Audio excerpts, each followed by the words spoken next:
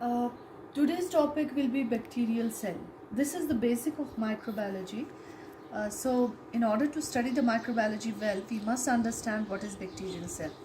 Before we come to the bacterial cell, let me tell you what is bacteria. Bacteria, students, are unicellular organism possessing their own genetic material, either DNA or RNA. As such, they are capable of performing all vital life processes. What are the vital life processes? First is metabolism.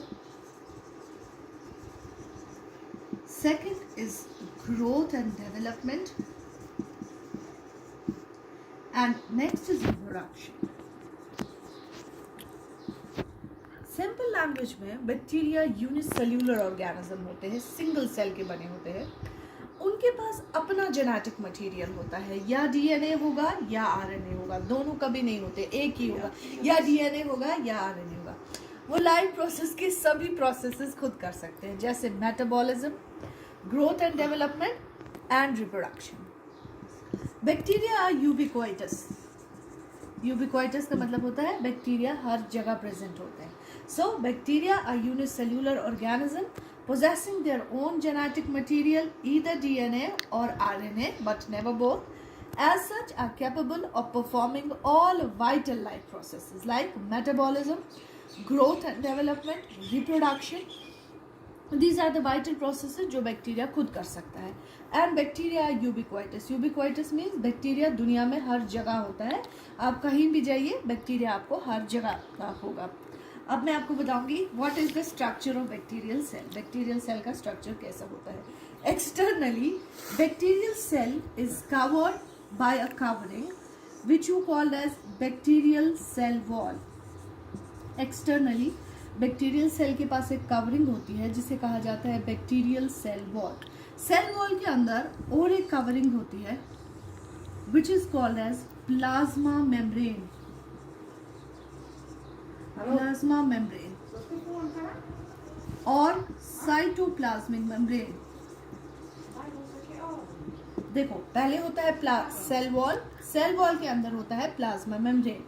इन दोनों के बीच में एक space होती है that is called as periplasmic space. इस space में एक फ्लूइड होता है जो कि इंटीग्रिटी ऑफ सेल को मेंटेन करता है. That is called as periplasmic fluid. Periplasmic fluid की इंपॉर्टेंस ये है कि इंटीग्रिटी को मेंटेन रखता है. सेंट्रली लोकेटेड होता है न्यूक्लियस. न्यूक्लियस में होता है जेनेटिक मटेरियल, या होगा डीएनए या होगा आरएनए. इसके अलावा होते हैं स्टूडेंट्स बैक्टीरियल सेल में राइबोसोम्स.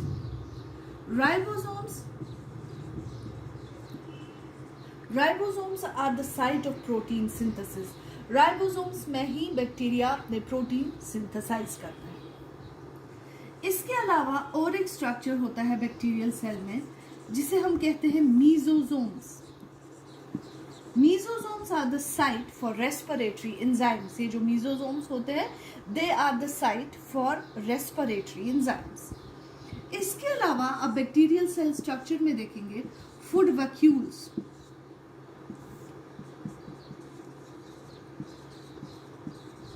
फूड वैक्यूल्स फूड को स्टोर करने में हेल्प करते हैं. जैसे आपकी बॉडी फैट को एडिपोज टिश्यूज में स्टोर करती है उस वक्त के लिए जब कोई स्टार्वेशन होती है, सिमिलरली बैक्टीरियल सेल भी अपना एक्स्ट्रा एनर्जी और अपनी एक्स्ट्रा फैट्स फूड वैक्यूल्स में स्टोर करती है जबकि for the condition of starvation.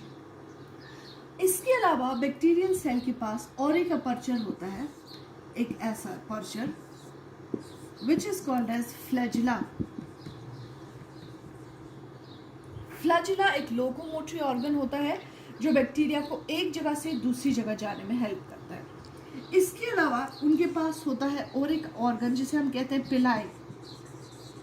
पिलाई is the organ of reproduction. वो बैक्टीरिया जो कंजुगेशन के जरिए रिप्रोडक्शन करते हैं उनमें ये बहुत ज़्यादा इंपॉर्टेंट होता है. This organ is called as पिलाई.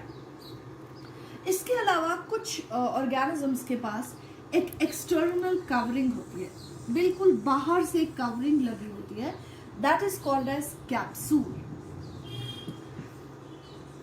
ठीक है स्टूडेंट्स, कैप्सूल का काम होता है एक्स्ट्रा प्रोटेक्शन देना, और जब एडवर्स एनवायरमेंटल कंडीशन हो ताकि उसमें बैक्टीरिया बहुत अच्छे से रह सके, उस चीज़ के लिए ज़रूरत होता है कैप्सूल। मैं एक बार फिर रिवाइज करती हूँ।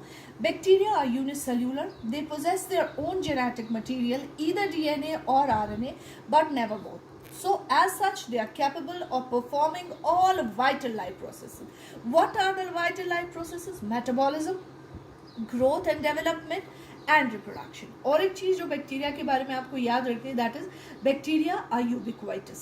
जब हम सेल स्ट्रक्चर देखते हैं एक्सटर्नली, उसके पास एक वॉल होता है which is called as bacterial cell wall. Bacterial cell wall के अंदर और एक मेम्ब्रेन होता है which is called as plasma membrane और साइटोप्लाज्मिक मेम्ब्रेन। इन दोनों के बीच में एक स्पेस होती है which is called as periplasmic space. This space is filled with a fluid called as periplasmic fluid.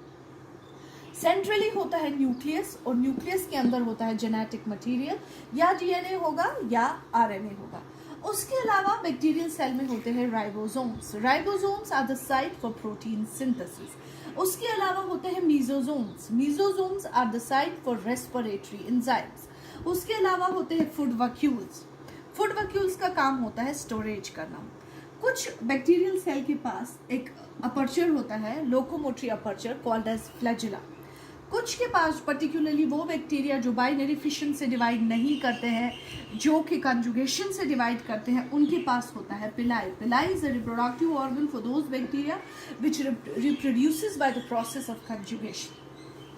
इसके अलावा एक्सटर्नली बैक्टीरियल सेल के पास एक कवरिंग होती है जो सभी बैक्टीरिया के पास नहीं होती है, सिर्फ उनके पास जो एडवर्स एनवायरमेंटल कंडीशंस में रहते हैं, that is called as capsule. I hope it's clear. If you have any doubt, you can message me on my WhatsApp. Thank you.